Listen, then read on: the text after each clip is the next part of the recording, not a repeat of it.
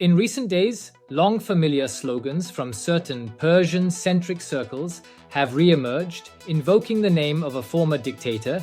They chant, "May Mohammad Reza's soul rest in peace," a ruler whose reign ended in exile after decades marked by repression, violence, and torture. But as South Azerbaijani people, we moved beyond dwelling on the dead long ago. Our concern lies with those who are alive today on this land, people who are being impoverished, repressed, and systematically forced into silence. The ongoing unrest that began in Tehran, especially around the bazaar and major commercial centers, is a direct response to the regime's mismanagement, economic collapse, and the soaring cost of living. But the picture is clear. This movement has remained concentrated in the center. It has not spread to the periphery, especially South Azerbaijan. Most of those protesting are from social groups that still feel connected to the central state, mainly Persian groups who identify with the political center.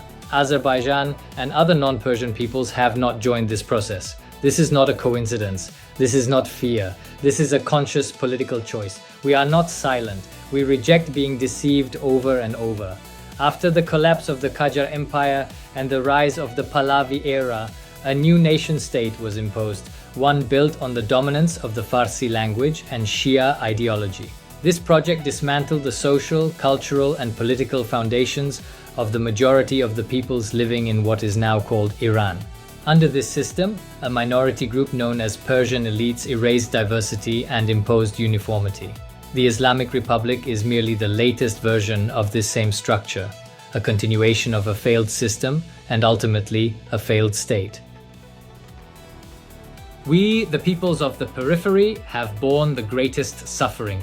This is not an avoidance of struggle. It is a refusal to serve as extras in yet another scenario that begins in the center, is framed in the name of the center, and ultimately leaves the cost to be paid by the periphery. At this point, clarity is essential. The Islamic Republic of Iran is the state of a Persian political mind.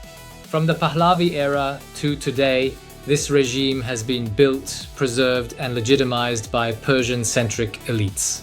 That same political mindset has cooperated with both the Pahlavi dynasty and the Islamic Republic to colonize South Azerbaijan and other non-Persian peoples, extracting resources, banning languages, and denying identities. The economic collapse, financial ruin, and social devastation we witness today are direct outcomes of this very structure. Yet now, Persian society is uneasy because Azerbaijan remains quiet, and they know that without Azerbaijan, no real regime change is possible. Rather than confronting the consequences of a regime they themselves helped create, they turn to blaming Azerbaijan. They ask, "Why aren't you in the streets?" The answer is clear.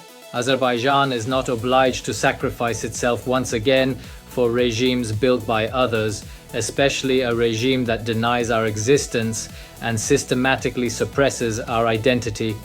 Those Persians who speak out of fear that Iran may collapse, and those who use territorial integrity as an excuse to legitimize the destruction of others' language, identity, and existence, must understand this. This picture shows that Iran has already collapsed in the minds of its people.